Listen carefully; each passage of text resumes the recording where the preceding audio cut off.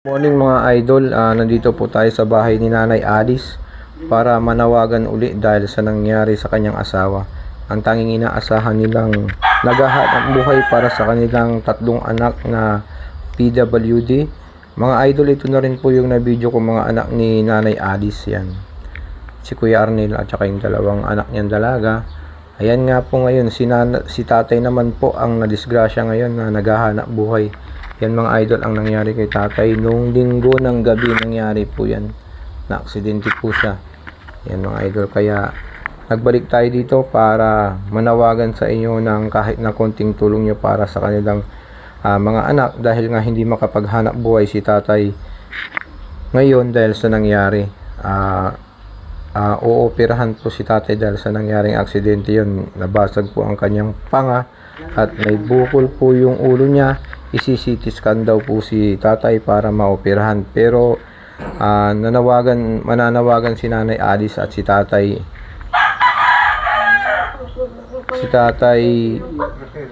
Rohel para sa inyo mga idol dahil sa nangyari sa kanya. At kitang-kita nyo naman mga idol, nakahiga si tatay Rohel ngayon dahil sa nangyaring aksidente ng linggo. Kaya lumapit si Nanay Alice sa atin uli upang makahingi ng konting tulong nyo mga idol.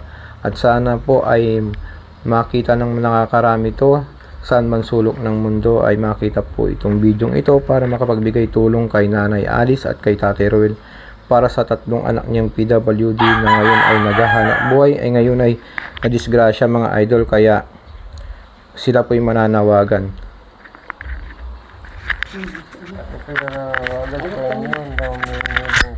Tulong sa inyo po para magampanan ko yung tatlo kong anak na PWD.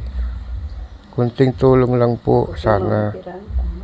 Kasi opera pa yung pangako.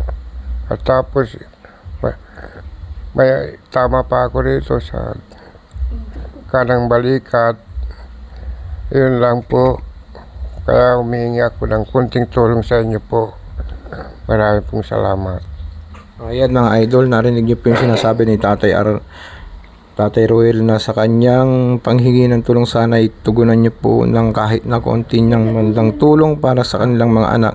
Dahil ngayon po ay talaga po nakahiga sila, talagang tinamaan sila ng masyado sa kanilang panga at saka sa ulo. Kaya uoperahan po sila pero kailangan po nila ng konting tulong dahil talagang walang-wala po sila ngayong mga idol. Kaya si Nanay Alice ay nandito ngayon sa kanilang hinaharap na panibagong yugto ng buhay nilang na aksidente si tatay.